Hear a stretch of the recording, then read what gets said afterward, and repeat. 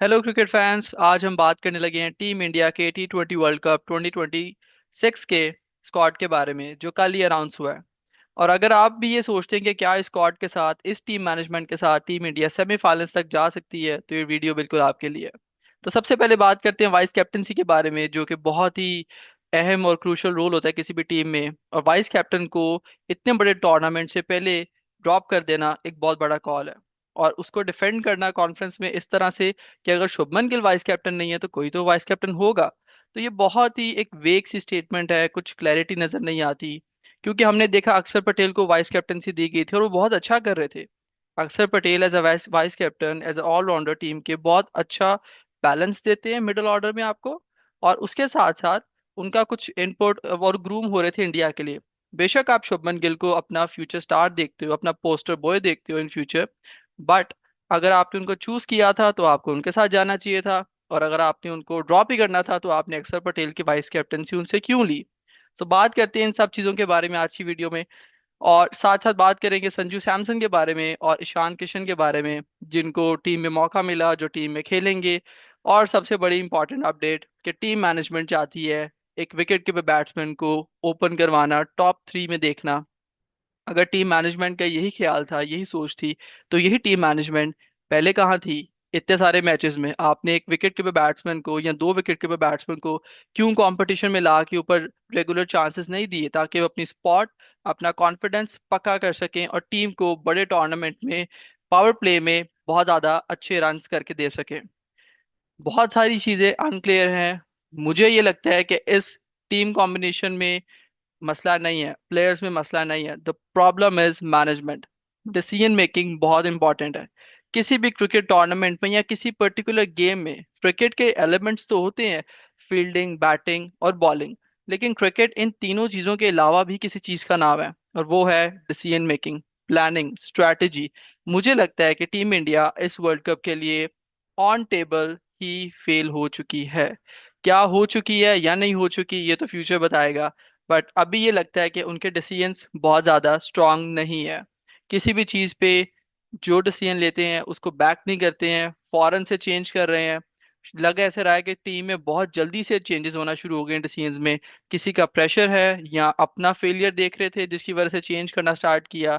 और कैप्टन की अगर बात करें, कैप्टन ने भी कुछ चीजें एड्रेस की हैं प्रेस कॉन्फ्रेंस में, और बहुत एम्फेसिस किया है हमारे कॉम्बिनेशंस के बारे में। हमारे पास 2 से 3 कॉम्बिनेशंस हमने माइंड में रखे हुए हैं अभी से। अगर आप कॉम्बिनेशंस के बारे में इतना सोचें, which is a good thing, आपको पता होना चाहिए हमारे कौन कौन से कॉम्बिनेशंस हैं और हम किन प्लेयर्स को हम कब गेम में लेके आ सकते हैं, किसको कब रेस्ट कराना है, कब खिलाना है, प्लेइंग 11 क्या होगी, कौन से पक्के लड़के हैं, 7 8 9 10 जो लाजमी होंगे, एक दो चेंज होंगे based on conditions and venue. It's a very good thing. But the point is, combination के साथ साथ सिलेक्शन के बारे में क्या ख्याल है। जो कि मोहम्मद शामी की बात करें तो बहुत ही अच्छे बॉलर, जिनकी सीम पड़ के विकेट पे बॉल दोनों तरफ घूमता है, पुराना बॉल हो, रन्स डिफेंड करने हो, experience come into play. Harshit Rana से nothing taking away from Harshit Rana, बहुत अच्छे बॉलर हैं, अभी करियर स्टार्ट ही है। बट मुझे लगता है कुछ ज्यादा ही बैक किया जा रहा है हर्षित राणा को इतने बड़े टूर्नामेंट में। आप मोहम्मद शामी जैसा बॉलर जो कि प्रॉपर फिट है, डोमेस्टिक में परफॉर्म कर रहा है, विकेट्स ले रहा है, और आपने कंसिडर भी नहीं किया। ये एक आपने अपॉर्चुनिटी मिस कर दी है जो मुझे लगता है। और शायद फास्ट बॉलिंग में एक तरफ से जसप्रीत बुमराह, एक तरफ से मोहम्मद शामी, एक लीथल कॉम्बिनेशन साबित हो सकता था। इंडियन विकेट्स जो कि फ्रेंडली होती हैं, स्पिनर फ्रेंडली होती हैं, बट अच्छे क्वालिटी फास्ट बॉलर्स बहुत अच्छा परफॉर्म कर सकते हैं। ये कुछ चीज़ें हैं जो मुझे लगता है कि इस वर्ल्ड कप में इंडिया को तंग कर सकती हैं। और सबसे बड़ी बात, कैप्टनसी की बात। जब मैच क्रूशियल पॉइंट पे होता है, जब आपने विकेट्स लेनी है, विकेट मिल नहीं रही है, किस बॉलर को कब ओवर करवाना है, किसको कब ओवर नहीं करवाना, ये सारी चीजें कैप्टन पे बहुत डिपेंड करता है। आई थिंक कि इंडिया का कैप्टन ग्रूम हो जाना चाहिए था, जो कि अभी तक मुझे लगता है कि उस तरह से सूर्य कुमार यादव ग्रूम नहीं हुए, क्योंकि उनको इतना टाइम मिला नहीं है। 1 साल मिल गया, बट मुझे लगता है जितने भी मैचेस उन्होंने खेले हैं, उनका डिसीजन कभी खुद हमें नहीं लगा कि सूर्य कुमार ने फील्डिंग चेंज की हो, थर्ड मैन पे खुद किसी को भेज रहे हैं, बॉलिंग रोटेशन खुद कर रहे हैं। बहुत दफा देखा गया बाहर से मैसेज आता है कि अगला जो ओवर है वो स्पिनर से करवाओ। जैसे अभी रिसेंटली संजू सैमसन को भेजा गया गौतम गंभीर की तरफ से कि जाओ और बताओगे लास्ट ओवर कुलदीप से करवाने, और वो हमने विजुअल भी देखा, वो ग्राउंड में आते हैं, इशारा करते हैं कि जी नेक्स्ट ओवर आपने स्पिनर से करवाना है। अगर कैप्टन डमी कैप्टन होगा तो वो अपने सारे स्किल्स, अपना कॉन्फिडेंस और टीम को अच्छी तरह मेरा ख्याल लीड नहीं कर पाएगा। उसको हमेशा यही होगा अब बाहर से क्या आने वाला है, मैं तो ये सोच रहा हूँ बाहर से ये आ रहा है मैसेज। तो वो हमेशा किसी ना किसी कॉन्फ्लिक्ट में फंसा रहेगा, उसका माइंड हमेशा जो है वो दो डिसीजंस में कंफ्यूज रहेगा। और जब आपने एग्जीक्यूशन करवानी होती है, आपने अपने ऊपर रिस्पॉन्सिबिलिटी लेनी होती है, तो आप अपने डिसीजन को बैक करते हैं कि यार अच्छा होगा बुरा होगा वो मेरा डिसीजन होगा। और अगर बुरा भी होगा तो उसके लिए आपने plan A, plan B, plan C रखा होता है कि मैंने अगर इस बॉलर को 18वां ओवर करवाना है या दूसरा ओवर करवाना है, और अगर ये चीज़ काम नहीं करती है तो मुझे उस चीज़ को आगे जाके किस तरह मैनेज करना है। तो मुझे लगता है कि बहुत सारी टीम में चीजें ऐसी हैं जो सेटल नहीं होने दे रही किसी भी एक प्लेयर को। हम अब अगर बात करें सूर्य कुमार यादव की, अच्छा खासा उनकी फॉर्म लगी हुई थी, रन्स कर रहे थे, इतना बुरा पैच आ गया रन्स का। साफ दिखता है कि कप्तानी उनसे हो नहीं रही है, कप्तानी वो कर नहीं रहे हैं क्योंकि उनको मौका नहीं दिया जा रहा। उनकी अगर हम एबिलिटी की बात करें उस पर तो कोई शक ही नहीं है। 360 प्लेयर हैं, आप 150 का बॉलर लगा दो, आप स्पिनर लगा दो, वो बंदा वी की बजाय वो पीछे खेलता है, शॉट्स हर जगह रन्स करता है। लेकिन वही बैट्समैन आज सीधा भी बल्ले से रन्स नहीं कर रहा, फंसा हुआ है, रन्स नहीं आ रहे उसके। सो मुझे लगता है कि प्लेयर्स को माइंड में फ्रीडम देना, उनको रिलैक्स रखना, ये बहुत बड़ी क्वालिटी होती है जो रोहित शर्मा और विराट कोहली में देखी गई। बेशक आपको रन्स पड़ रहे हैं, आपके रन्स नहीं आ रहे हैं, वो बैक करते थे पूरी पूरी सीरीज, पूरा पूरा टूर्नामेंट। प्लेयर बनता है एक प्रोसेस से, सेक्रीफाइसेस से, और ये भी आपके सेक्रीफाइसेस होते हैं। तो मुझे लगता है इस टीम में थोड़े ये से ईगो के इश्यूज हैं, थोड़े से टेक्निकल बहुत ज्यादा इश्यूज हैं, सोचते कुछ हैं, जब एग्जीक्यूट नहीं होता तो फिर ब्लेम गेम शुरू हो जाती है। जैसे अभी हमने देखा इंडिया टेस्ट मैचेस हारा, तो वहां पे कुछ क्रेडिट अपने आप लेना शुरू हो गए लोग कि हमने चैंपियन ट्रॉफी में देखे मैंने जितवाई है, यहाँ हारे हैं तो क्या हुआ। तो मुझे लगता है कि इन चीजों से इंडिया जब तक बाहर नहीं आएगा तब तक बड़ा टूर्नामेंट मुश्किल है जीत पाएगा। टीम कॉम्बिनेशंस की बात की सूर्य कुमार यादव ने, हमारे पास मल्टीपल टीम कॉम्बिनेशंस हैं। उस टीम कॉम्बिनेशन का क्या फायदा जिस टीम कॉम्बिनेशन में आपके बहुत अच्छे प्लेयर्स जो स्क्वाड में भी नहीं है हो सकते थे और परफॉर्म करके दे सकते थे किसी भी सिचुएशन में। मैं ये नहीं कह रहा कि हर्षद राणा परफॉर्म नहीं करेंगे या नहीं कर सकते, बट जो चीज जिस मोहम्मद शामी पे आपने इतने साल इन्वेस्ट किया, वो इंजर हुए, उन्होंने दोबारा कम बैक किया, डोमेस्टिक में परफॉर्म किया। अब आप उनसे उनका बेस्ट लें, उनको निचोड़ें, जितना एक्सपीरियंस है, और शायद उनका भी आखिरी T20 वर्ल्ड कप होता, तो उनसे जितना कुछ ले सकते हैं इंडिया के लिए ले लें, एक और ट्रॉफी ट्रॉफी जो है लिफ्ट कर लें। देखिए रोहित शर्मा ने, विराट कोहली ने कितनी बेहतरीन तरीके से आपको T20 वर्ल्ड कप जिताया। विराट कोहली की बात करें, पूरा टूर्नामेंट उनका फ्लॉप था, उनके बल्ले से रन नहीं आ रहे थे क्योंकि एज अ ओपनर खेल रहे थे, रोहित शर्मा ने उनको ओपन करवाया अपने साथ। पर वही बंदा फाइनल्स में आके टीम को फाइनल्स जिताता है, रन करके देता है। सो आपको प्लेयर्स को बैक करना पड़ेगा। इस तरह आप डिसीजन नहीं ले सकते कि आज आपने वाइस कप्तान किसी को बनाया है और टूर्नामेंट से फौरन पहले आप वाइस कप्तानी क्या ले रहे हो, आप तो उसको टीम से ड्रॉप कर रहे हो। नाउ इमेजिन जो शुभमन गिल है, उनका जो माइंड है वो किस तरह वर्क कर रहा होगा कि आज मेरी वाइस कैप्टनसी गई है, कल को मेरी टेस्ट की कैप्टनसी चली जाएगी, अगर मेरे रन्स नहीं आते, मैं अपना कोई मैचेस नहीं जितवाता, मैं टूर्नामेंट नहीं जिताता, मेरी और डे की कैप्टनसी जा सकती है। तो आपने अपने कैप्टन वाइस कैप्टन को ही कॉन्फिडेंस नहीं प्रोवाइड किया, तो मुझे लगता है कि उस डिसीजन का कोई फायदा नहीं था। इट क्लियरली शोज कि आपकी यहाँ तो पहले गलती थी उनको as a vice captain appoint करना, या अब आप अब गलत है उनको ड्रॉप करना। दूसरी बात करते हैं कि उनको राइटी लेफ्टी की उन्होंने बात की कि राइटी लेफ्टी कॉम्बिनेशन से हम बहुत आगे आ चुके हैं और ये चीज़ ओवररेटेड है। बट मुझे लगता है कि जब इंडिया किसी बड़े मैच में फंसता है और हारता है तो हमेशा ये कहा जाता है जी हमने इसलिए बैटिंग में उसको प्रमोट किया क्योंकि वो लेफ्टी था, राइटी लेफ्टी का कॉम्बिनेशन था।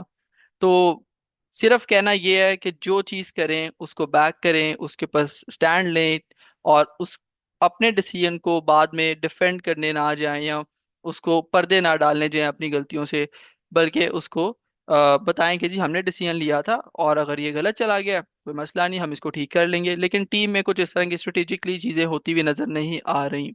सिमिलरली बात करते हैं बॉलिंग के ऊपर, रिसेंटली भी साउथ अफ्रीका ने जो है T20 सीरीज हारी है इंडिया में जाके, बट उन्होंने बहुत अच्छी बैटिंग की है। और जब वर्ल्ड कप में वो आएंगे तो वो इससे भी ज्यादा तगड़े होके आएंगे। तो क्या आपकी जो फास्ट बॉलिंग अटैक है, जो कि गुड इनफ ऑन पेपर देखा जाए, जसप्रीत बुमराह है ऑलराउंडर में, आपके पास हार्दिक पांड्या हैं बहुत अच्छे बॉलर हैं, और हर्षित राणा आपने बैठाए हुए, लेकिन हर्षित राणा की जगह आई थिंक मोहम्मद शामी बहुत ज़्यादा डिजर्व करते हैं। उन्होंने प्रूफ किया है, दोबारा फिटनेस अपनी करके इंजरी के बाद दोबारा डोमेस्टिक में विकेट्स लिए और प्रूव किया। ऑन पेपर बात की जाए, बड़े नामों की बात की जाए, yes there are few big names जो कि टूर्नामेंट जिता सकते हैं, बट द पॉइंट इज, क्या टीम मैनेजमेंट इतनी अच्छी है? क्या टीम मैनेजमेंट इस चीज़ को समझती है कि कैप्टनसी को, जो जिसको हमने कैप्टन अपॉइंट किया उसको हमें कैप्टनसी कर देनी चाहिए, ना कि हम बार बार मैसेज भिजवाएं कि किसको ऊपर करो, किसको नीचे करो, किससे बॉलिंग कराओ, किससे ना करवाओ। अगर आपने as a dummy captain use करना है, मेरा ख्याल कि आप उसका जो बैट्समैनशिप का कॉन्फिडेंस है वो भी जो है वो शेक कर देते हैं। फिर बात करते हैं टीम की इंडिविजुअल्स के बारे में, संजू सैमसन के बारे में बात करते हैं। अब देखें जी, उनको भी मौका मिलेगा। होपफुली ईशान किशन शायद ओपन ना करें, संजू सैमसन ही एक्सपेक्टेड है कि वो ओपन करेंगे टीम के लिए अभिषेक शर्मा के साथ। बट द पॉइंट इज, जब वो बैटिंग कर रहे होंगे तो उनके माइंड में हमेशा एक चीज घूम रही होगी कि यार मैं बैटिंग कर रहा हूँ एक वाइस कैप्टन को ड्रॉप करके। बिल्कुल इस टूर्नामेंट से पहले हमने 5 मैच पहले अपने वाइस कैप्टन को ड्रॉप किया, क्यों? क्योंकि मैं ओपन करने जा रहा हूँ, और अगर मेरे से रन नहीं होते तो क्या होगा? मेरा करियर खराब हो जाएगा, मुझे मौके आगे नहीं मिलेंगे। तो बहुत सारे क्वेश्चंस बैट्समैन के माइंड में भी आते हैं कि मैं अब किस जगह पे खेल रहा हूँ, किसकी जगह पे खेल रहा हूँ, और अगर परफॉर्म ना कर सका, आई विल बी आउट। क्या मेरा करियर यहीं खराब हो जाएगा? तो मेरा ख्याल है कि आपका एक डिसीजन सिर्फ एक इंडिविजुअल के ऊपर इम्पैक्ट नहीं करता, ओवरऑल टीम पे तो करता है, बल्कि एक की बजाय दो से ज्यादा इंडिविजुअल्स के ऊपर डिपेंड करता है, उनका पूरा फ्यूचर उसके ऊपर लगा होता है। तो माइंडसेट बहुत इंपॉर्टेंट है क्रिकेट में, बैटिंग करते हुए, बॉलिंग करते हुए, कुछ भी करते हुए। और अगर अपने प्लेयर्स को अच्छे माइंडसेट में नहीं रखेंगे तो मेरा ख्याल उनकी परफॉर्मेंस भी 100% नहीं होगी उस पर्टिकुलर टूर्नामेंट में, उस पर्टिकुलर दिन में जिसमें वो बड़ा मैच खेल रहे हैं। अब बात करते हैं ग्रुप स्टेज की। इंडिया के लिए ग्रुप ग्रुप स्टेज तो बहुत आसान लग रहा है। एक्सपेक्टेड है इंडिया और पाकिस्तान इस ग्रुप से निकल के आगे आएंगे सुपर 8 में। बट सुपर 8 का जो सफर है वो बहुत लंबा लग रहा है, इंडिया के लिए बहुत मुश्किल लग रहा है।